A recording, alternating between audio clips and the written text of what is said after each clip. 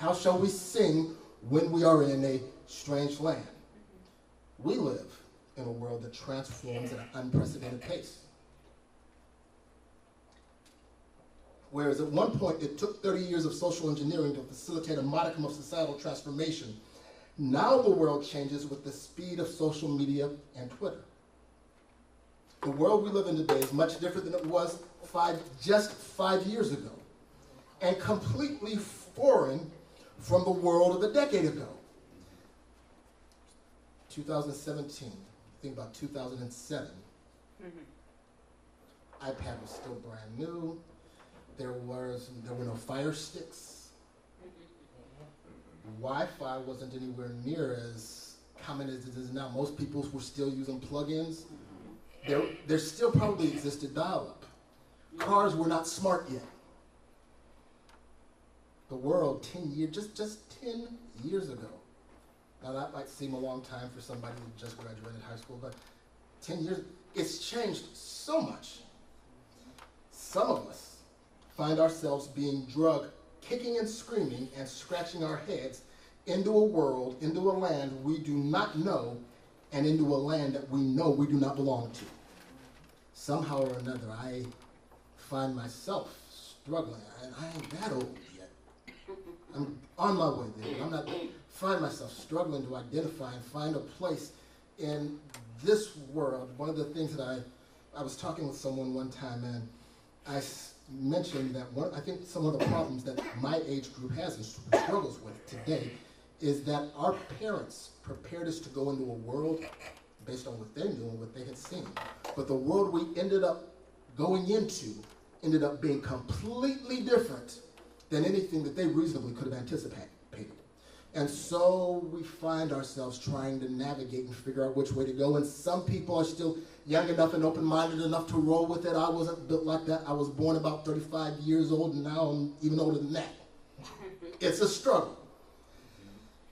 And at the same time, much like the Psalmist, many of us periodically find ourselves displaced from what was, what should have been, or what could have been if things had just gone differently as we look back over our lives or we consider where we are today. We find ourselves in the moment or in moments of displacement where thinking back about what coulda, shoulda, woulda, if I had done, causes us angst.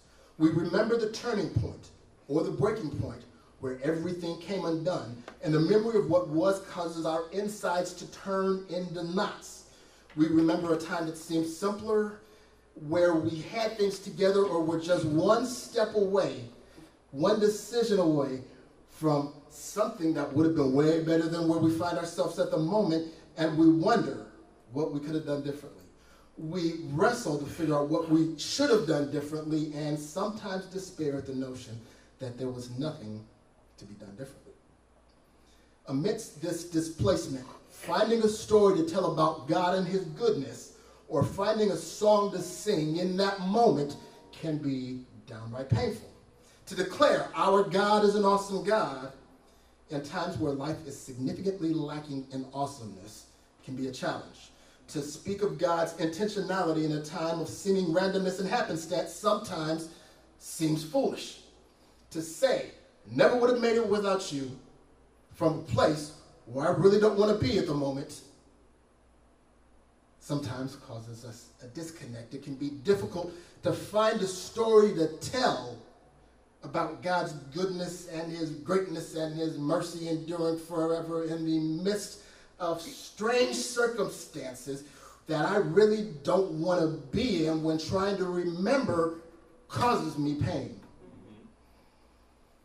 While the platitudes of, we're going to declare it in faith, or praise God anyhow, are certainly sound advice for the deeply spiritual people, there are times where the incongruity between the place we find ourselves and the words of our songs or would-be stories is palpable and becomes difficult to overcome.